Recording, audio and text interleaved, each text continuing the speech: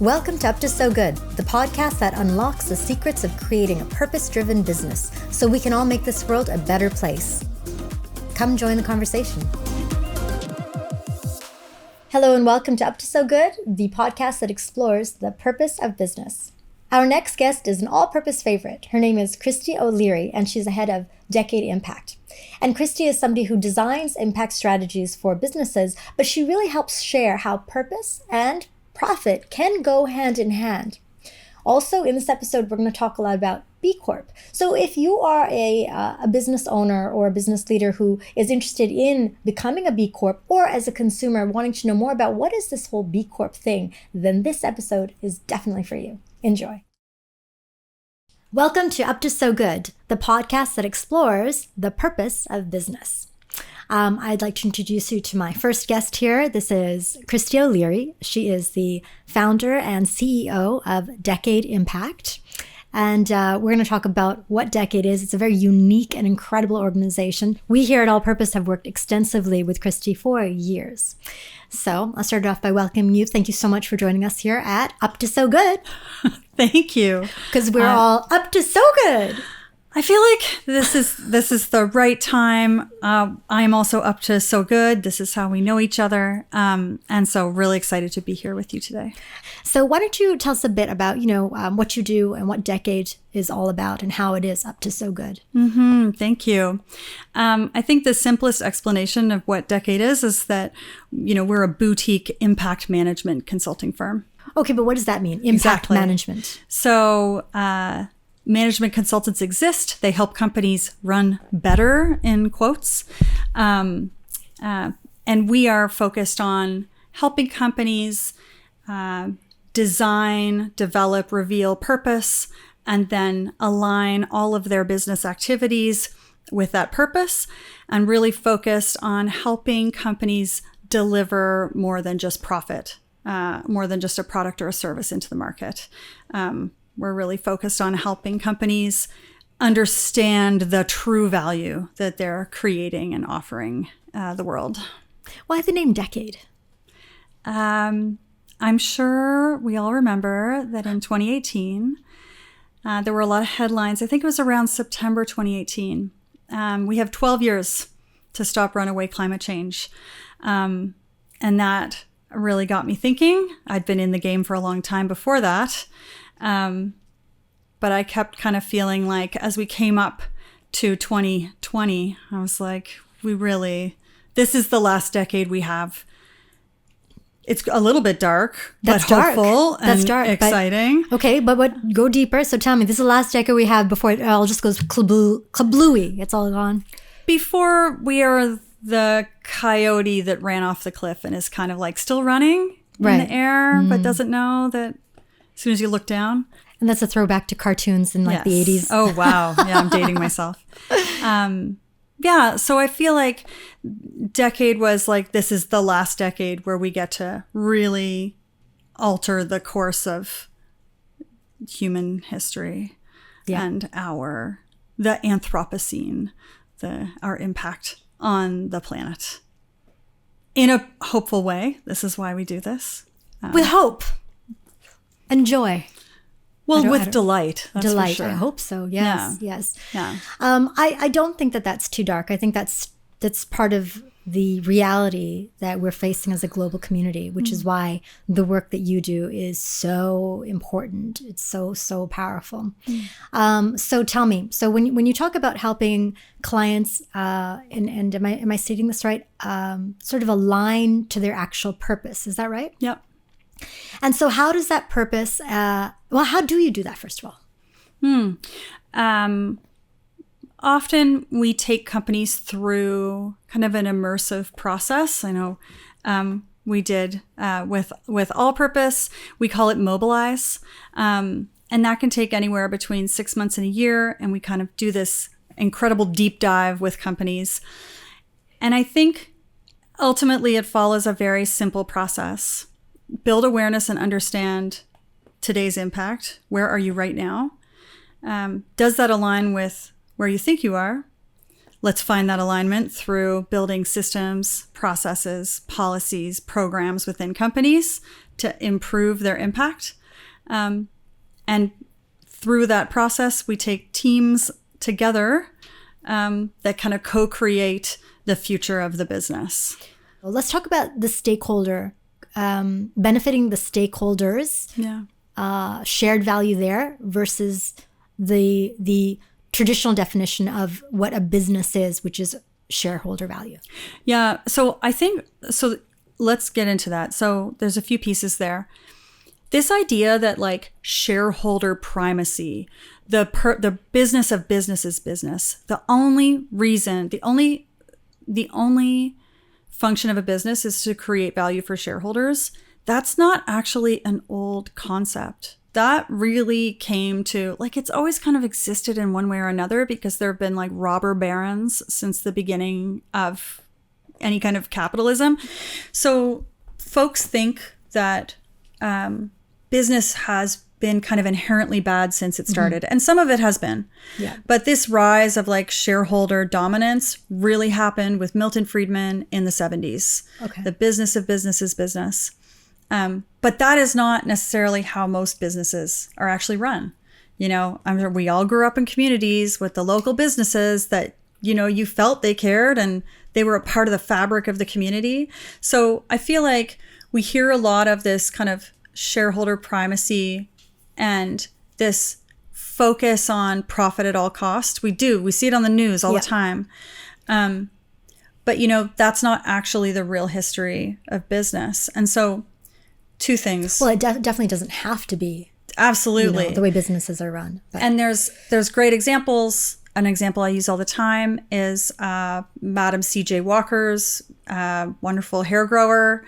You can watch mini-series about her. Sorry, hair grower? Hair grower. Okay. She was the first female millionaire in the United States. Uh-huh. She's an African-American woman. She employed 50,000 folks of color in her business, was for hair serum. Right. So, you know, and that was 100 years ago. So there's like the history of business is actually, for the most part, you know, most businesses are pretty good.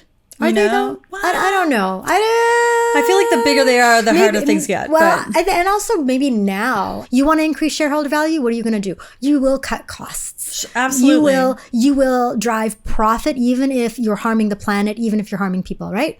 Because that will increase shareholder value. That's it. And top line growth, cutting costs, right? Like we know Exxon knew about climate change for decades. Yes, where businesses have made the decision that it is cheaper to say face lawsuits or pay fines than it is to do the right thing. Okay, sure. Why is that? The motivation there is shareholder value. Yeah. So until that changes, you know, like when we think of the stakeholder, we're thinking define stakeholders. Sure. And stakeholders are anyone who affects or is affected by your business. So rather than the shareholders, who are the owners, who are the people at the top of the pile. Right. Stakeholders include everyone. Everyone. And I'll include a salmon. Yeah. I'll include a forest. Yes. Those are stakeholders. They are in stakeholders. your businesses. The planet is a stakeholder. The planet is a stakeholder. Absolutely. It's everyone. And the point of kind of stakeholder-focused business is to create value across that spectrum. Yeah. And so when we think about a stakeholder primacy, right, then it's a natural kind of transition into what B Corp is. Kristy and Kristy's team really helped our company not just become a B Corp. We were very much operating in a way that a B Corp ought to operate, but I feel like you really helped focus us. Mm-hmm. Like you did a lot of team building events and really helped us understand, you know, more than just a stamp. Like B Corp is so much more than that. You really helped us understand what a B Corp is in its soul. Well, and I think that alignment on purpose kind of makes you feel like a little band of a motley crew of like activists in a sense. Yeah. Trying to do something that feels unusual. What exactly is a B Corp? So a B Corp is three things. It is a very rigorous assessment to help companies understand what's impactful and what's maybe not, and what's aligned with that stakeholder focus, that creation of shared value, and what's not. So it's a business assessment. It's a third party verified certification. And it's a social movement. Okay. So there are around 9,400 B Corps in the world today, but there are 300,000 plus companies that are using the assessment to help kind of build better practices and understand their baseline, understand kind of where they're how they are operating and if they're aligned with these new standards. Okay, and so this is a third party. It's B Lab who comes out with the standards. And just for the audience's benefit, can you give me an example of just some high profile B Corp companies in the world? Well, Patagonia. I think, which everyone knows, every B Ben Corp & is like wants to be Patagonia. Ben and Jerry's. All Purpose. All Purpose. Our company, All Purpose. So many. Decade. Coast Capital. Right. A federal credit union here in Canada. Danone, yes. Dairy company. Yeah. So there's many companies. And they can be huge and they can be very, very small. Yeah. But and so the rigorous testing, sort of the standardization is the same though. Yeah. And the standard as it exists today measures impact across 5 key areas. Governance. Governance really is like who has a seat at the table? What are the ethics and kind of transparency and like how does that business function in that way? And we're talking about DE&I. We're talking about it's a bit of it. Yeah. Oh, okay. It's kind of DEI lives everywhere. Oh, I see. Like equity lives in almost within every practice of this standard. Okay. So governance is kind of like how at the high level the business functions. Workers, what's the experience of workers? Community, how are you involved in community, environment? What is your impact on the environment and customers? DEI lives in all those places. Supply chain lives in all those places. The standard is actually changing. That's a conversation for another day. It's going to be expanding to 9 categories from 5. It's a huge change that's happening, but let's just stay in version. Let's just stay in this version right now. Right now. But even in this version, a lot of people might not know this, but to become a B Corp, you have to requalify every 3 years. Yes. And the standards actually do change. Because they are determined by the current sort of world climate in a way. Isn't that right? And they're always updating. Yeah. Okay. Right? They're always updating the standard to make it more toothy. Okay. And so that's kind of like the general, like what B Corp is. But the magic of B Corp, the actual magical part of this tool, we think of it as a blueprint. Like at Decade, we kind of consider it a blueprint for better practices. But unlike there are many frameworks that will measure the impact of a company. B Corp is unique in that it measures everything against revenue. So you can have a purpose and say, we're in business to save kittens. Right. But if you can't see saving kittens in your revenue, then you're not aligned with your purpose. Or you're greenwashing. Right. Or kitten washing. Kitten washing. Right? Whee! So I think all purpose, if I recall, is, you have the impact business models like support for purpose-driven enterprises. Yeah. You have education because you do so much work internally at brands, helping them educate their teams and building that kind of programming. Yep. And the thing is, like, look, not all impact companies need to be B Corp, but B Corp is like one avenue, one path. It's very rigorous because I think, isn't it? Tell me if this is still correct, but I remember we certified in 2020 and recertified last year, and wasn't it? You were up to 200 points and you had to get minimum 80 in the scoring. So has that changed? We don't talk about a maximum. Oh, I see. So one of the things, right now, the highest scoring B Corp in the world, so you do need the 80 points minimum. To become a B Corp. Right. And a traditional company is operating around, like that mining company, they're probably like a 25 or 30. Yeah. And then you think about, kind of like nice companies, they're like, 60, 70. Yeah. So 80 is a very high bar. Yeah. But then you get into these other like level ups. So Dr. Bronner's currently is the highest scoring B Corp in the world. I'm not surprised. Dr. Bronner's just some amazing stuff. So they kind of on the planet. broke the assessment, broke the internet, and they scored 206 points. Okay, wow. But interestingly enough, again, B Corp nerd here, if you go back and look at their previous certifications, Right. that every time they recertified, Right. their score has gone up. But also they've activated more of those impact business models. So as they're doing these recertifications, again, like the magic of B Corp is they're using it as a blueprint to Right. build better practices. Right.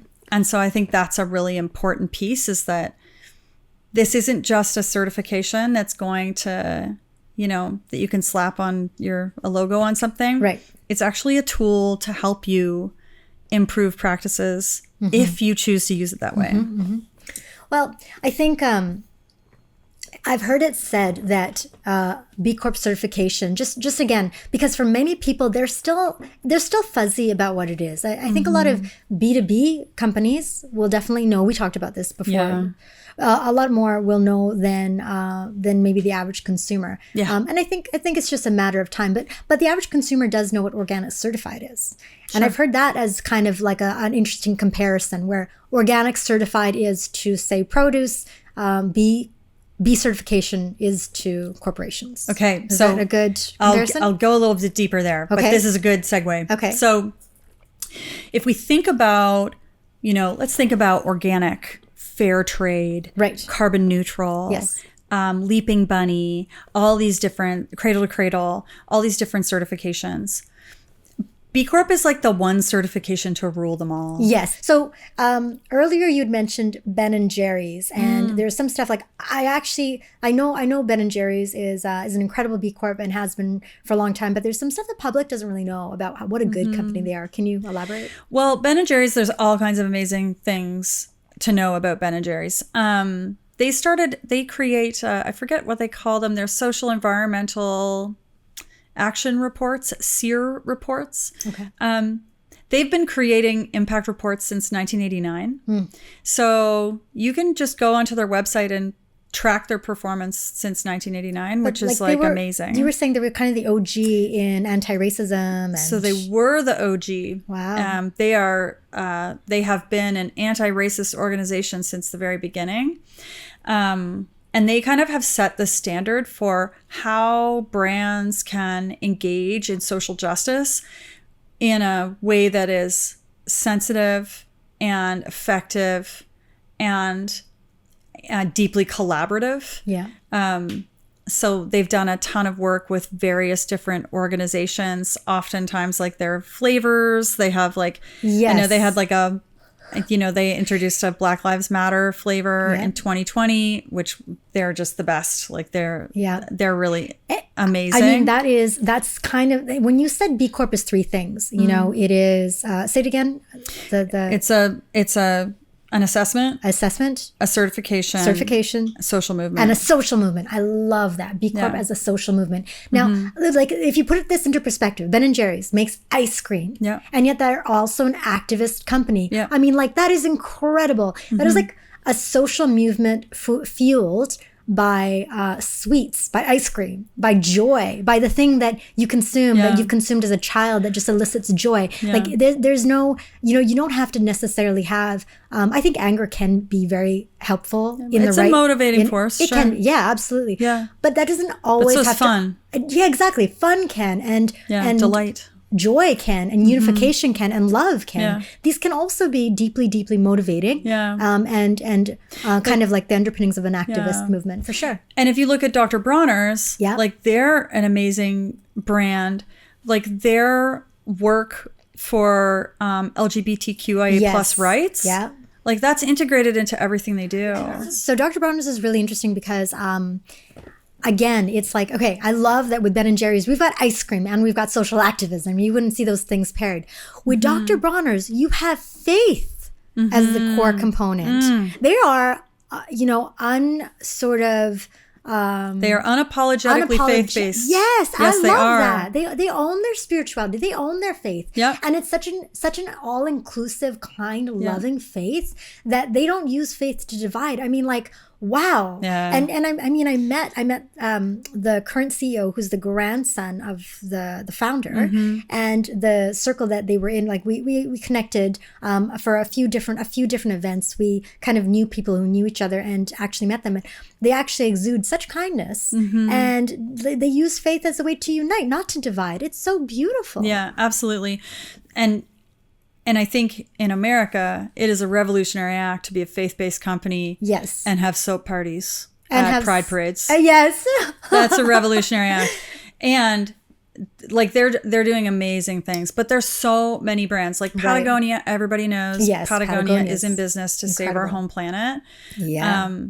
And well, even recently, the Purpose Trust. Even recently, let's talk about the movement of Patagonia to basically to the employees. Yeah, Purpose Trust. So not quite to employees. Oh, okay. It's a little bit different. Right. Okay. So I love this, and I can't remember names. I'm bad with names. But the story of the gentleman that was the first person to run the 4-minute mile. Okay. No, it can't happen. No human can run a 4-minute mile. It happened in, I don't know, like 1920. Within 12 months, a dozen other people had broken the 4-minute mile. It's that mental limitation on what's possible. Right. And I think Patagonia did exactly the same thing. How so? They were trying to find a way to have the company continue beyond the ownership of Yvon Chouinard and the Chouinard family. Right. And so they created this, now it's complicated legal structure. They created this Purpose Trust. So a portion of the business went into the Purpose Trust. So they gave $1 billion to this trust. The Chouinard family gave away their value, $1 billion. So they shifted this value into this Purpose Trust, where a percentage goes towards, quite a significant percentage goes towards environmental charities and environmental activist organizations that are trying to save the planet. But it is controlled by a nonprofit now, which since they've done that, now there are actually consultancies that have popped up to help companies understand how to build those similar structures.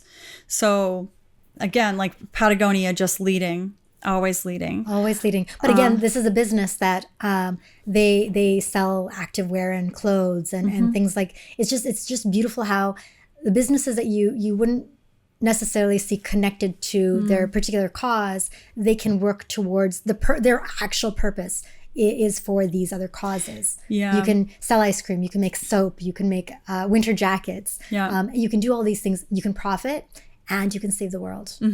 Absolutely. It's beautiful.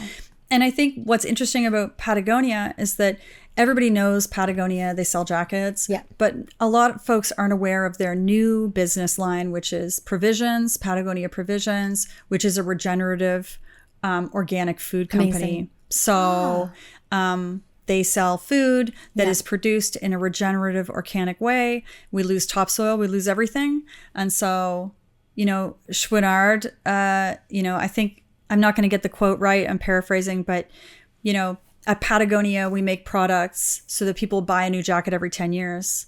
But if you really want to save the planet, it's about food, and people eat 3 times a day. So let's create that impact in those places. Yeah. Because there's a continual kind of feedback loop there. Yeah. And those activities to help drive their impact. Amazing. So they're amazing. But there's tons of amazing companies that are doing incredible things that are not B Corps. No, that's so true. That's true. Yeah. I think what I find fascinating is this, when you focus on purpose, it doesn't actually have to do necessarily with the thing you're making. You could be making widgets, but your purpose might be saving the planet. Yeah. You could be making widgets. Your purpose might be combating food scarcity. Sure. Right? And I think we should use purpose or that as a North Star to help direct the activities that make that product a thing. And I will say some products, some services ought not exist. And that is fair. Okay, that is fair. I think some things ought not exist. Right. Like, I don't know why fidget spinners are a thing. I think they're stupid. I think they don't add a lot of value to the world. Sorry, fidget spinner people. But They just accumulate waste and... They're going to go to a landfill. Yeah. So I don't love that. Right. But I think Right. for the most part, most companies, you can find a path to better practices, Yeah. to more positive impact, less negative impact. Right. And B Corp as an assessment is a great blueprint to help build those practices and understand where to even start. I really want people to know what a B Corp is. It is true. It is not the only path to impact businesses. And there's a lot of good, good businesses out there. But it is definitely one way to distinguish because, B Lab's done the work. Yeah. They've certified this company. And when you vote, when you purchase or use a service that is certified B Corp, you can, for the most part, you're voting with your dollars. You can say, look, I'm going to support a business that has basically is certified in that they are doing some good for the people and or the planet. Yeah. And it's voluntary, right? Like yes. It's the fact that it's voluntary and it can be hugely resource intensive for companies to do this. Yes. We know this firsthand. Right? It's very expensive. So it's not the easiest way. It's not the easy way. No.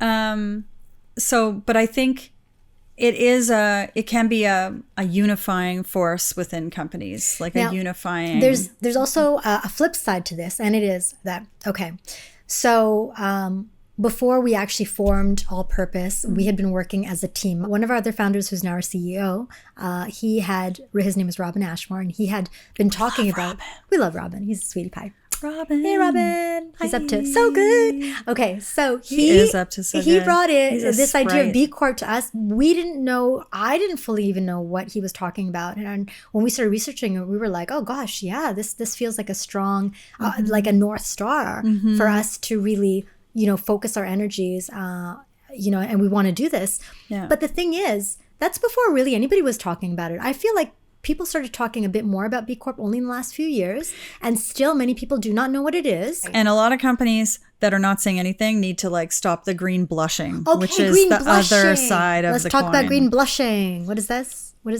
It's when companies just refuse to talk about the impact they're creating. The companies that are doing good that are refusing to say that, hey, we're up to so good. They're refusing, except on our show. I talked to a fella today from a company in Alberta, and he was like, oh, we do a lot of philanthropy, but we would never talk about it. And I'm like, oh, stop green blushing. Right. If you're doing it, talk about it. Don't overstate it. But, don't brag about it. Talk about it. I think what companies should be focused on is conspicuous impact. Okay. If you're doing stuff, make it a part of your marketing in the right sized way, but really talk about it. Because what I hear often is companies that are good, they're like, well, we keep doing all this stuff and nobody cares. And I'm like, well, because you're not telling anyone. Nobody knows. You're changing your internal operations. Come on our show. Come on our show. We'll talk about it. Good is going to be different for every single company. Totally.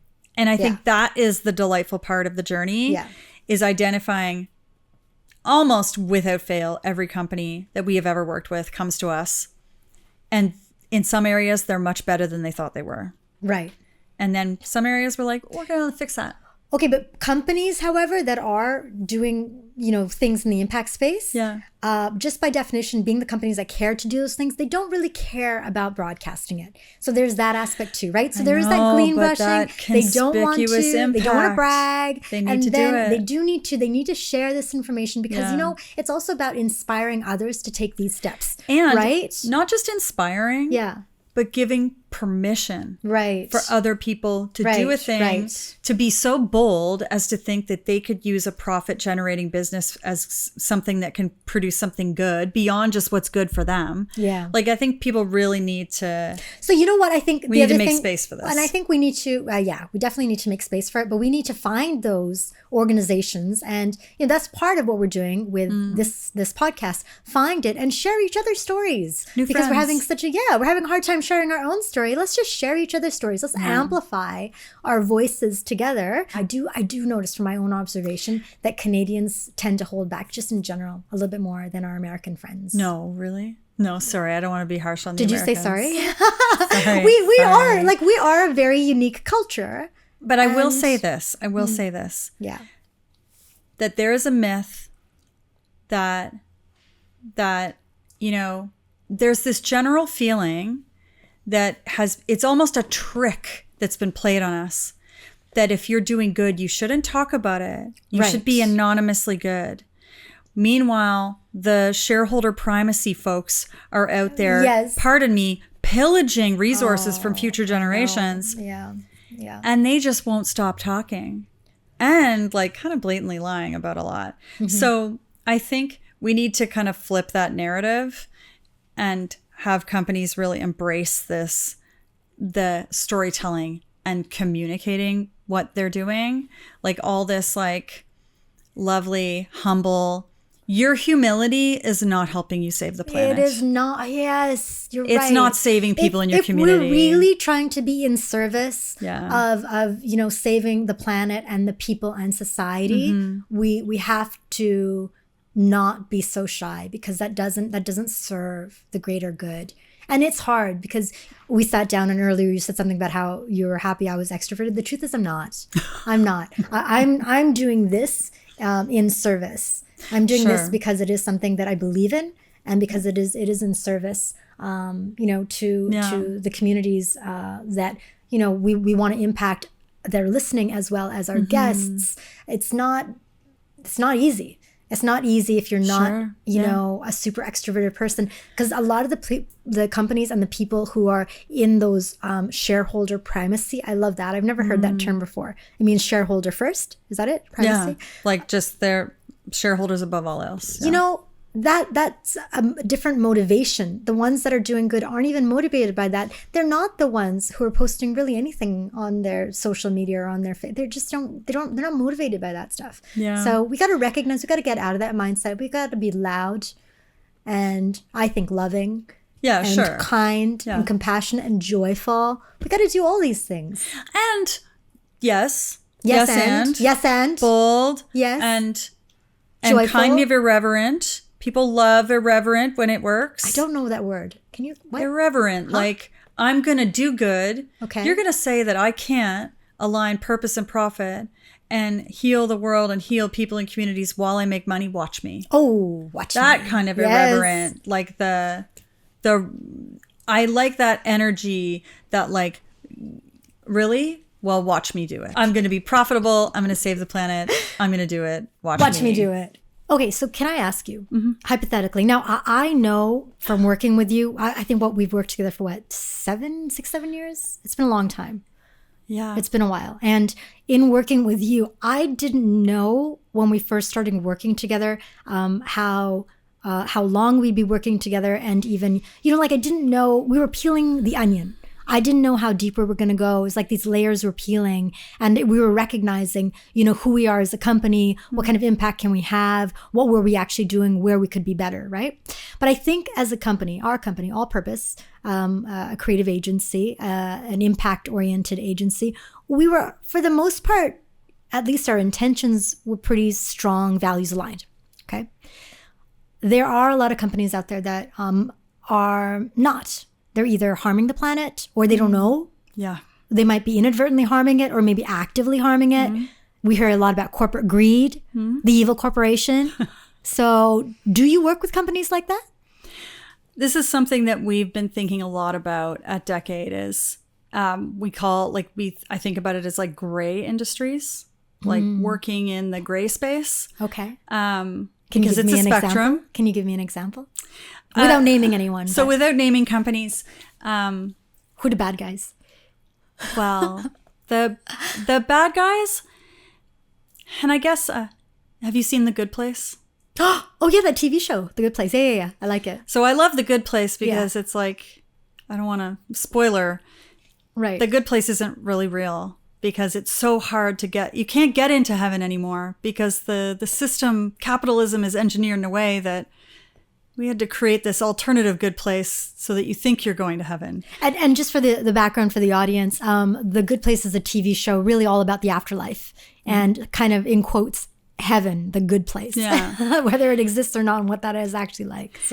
So I think that to understand what's kind of green or gray or what's within this space, it's really complicated because we all want simple answers. But the reality is we live in a very complex system. And although when I was in my 20s, I was an anarchist, I'm not anymore. So I want us to have this like ride the wave of changes that are coming to the world in a way that is productive and helpful and helps individual people feel deeper meaning in their lives. So there's one example of a company, we don't work with them, and maybe they'll hear this and they'll know how much that's all right. I love them. So they are not directly an extractive company. They are a company that serves mining companies. They don't mine. Gotcha. But they build robots that ensure that tailings ponds are secure and that we don't have environmental disasters because tailings ponds fail. Now, I think they are an absolutely fascinating company. Tailings ponds are what? Tailings ponds? Sorry, maybe that's tailings ponds. I don't know what that is.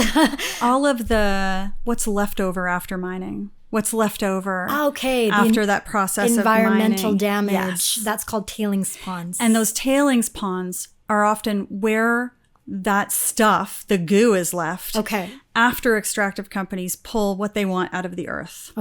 Now, these ponds are often very close to indigenous communities. They're, in fragile ecosystems. So we need to make sure that they're safe and that they're contained. So I don't want to work for the mining company, but that robot company, like, sign us up. We love that. Yeah. Because, they may think we serve mining companies. And the reframe is, no, you actually serve indigenous communities. So I think that one of the big benefits of doing this work is finding those reframes. Like, folks often are unsure of how they're creating value. And that process of value creation is very different for every organization. And I feel like when you're up to so good, you are creating these unique, interesting, alternative kinds of value.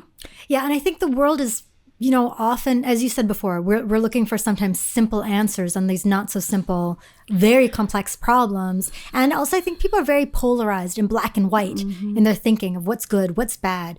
And, our mantra really, our mantra is perfect is the enemy of good. Like, we are not interested in perfection. It is not real. It does not exist.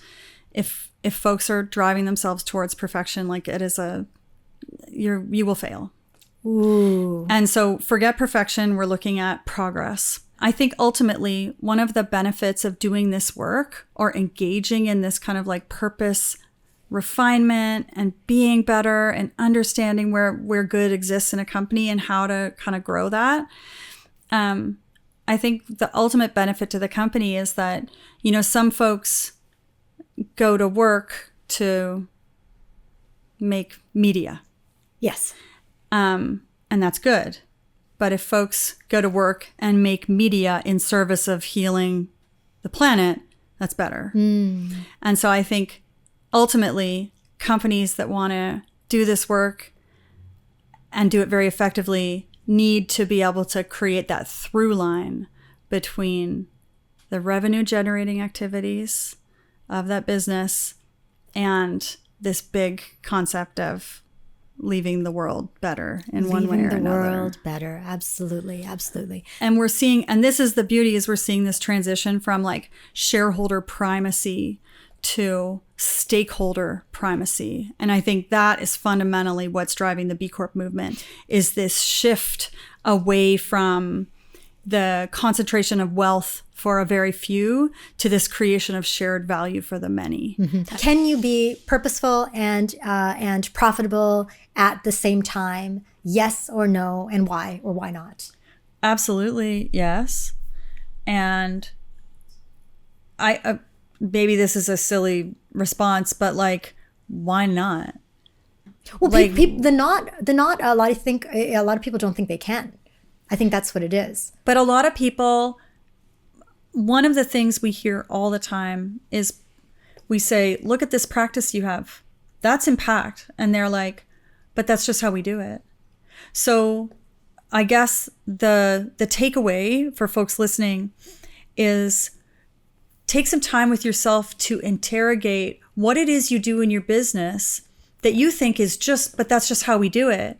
But that might actually be really, really impactful. Right. So it could be I feel like impactful for your team. It could be impactful for the end user, for the client, for the world, for the planet. Yeah. So I think that the world is at this point where it's going to be, you can't afford not to do it. Because right, 100. When you've got two competitors and one is actually working in this impact space, and it doesn't even have to be their end product. You know, look at Dr. Bronner's soap. It is a good product. Okay, it's a great product. It's got really good ingredients, but they're using that product to drive income and money to really send a message and to be activists. So that's one way of doing it. However, you know, when you compare, you know, more and more people are going to want to spend money on that soap or those soaps that care. So a great example are Tom's shoes. They've changed their model. They used to have a 1-for-1. You buy a pair of shoes, someone else in the world gets a pair of shoes that does not have shoes. That's amazing. Or a new pair of shoes.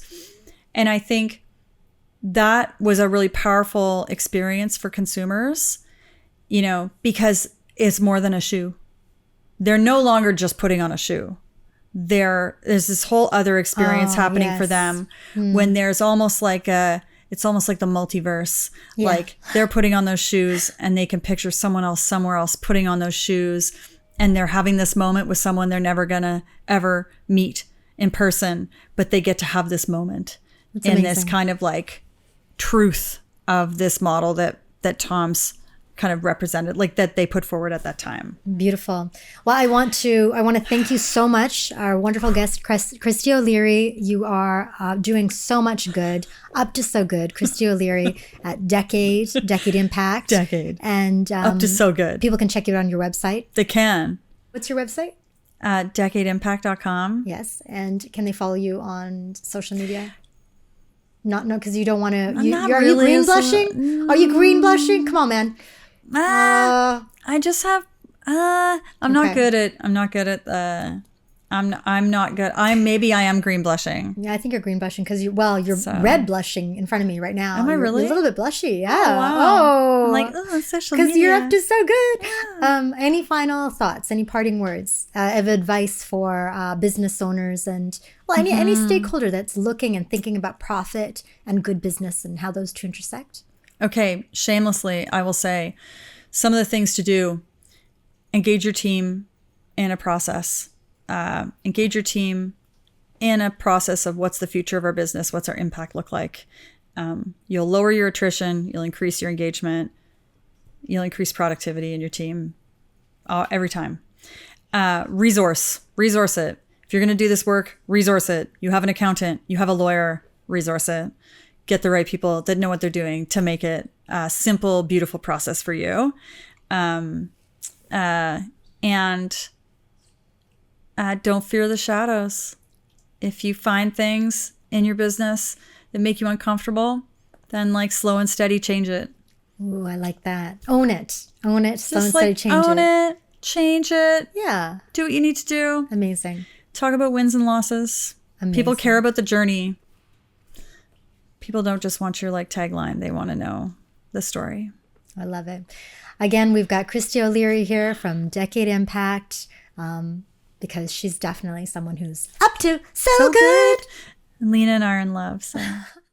Well, that's all the time we have for today's show. Thank you so much for joining us. And if you've enjoyed the show, please subscribe, hit the like button, or share an episode. And if you have any feedback, questions, or comments, or show ideas, you can email us directly at hello@allpurpose.io. Thank you once again for joining us. We'll see you next time.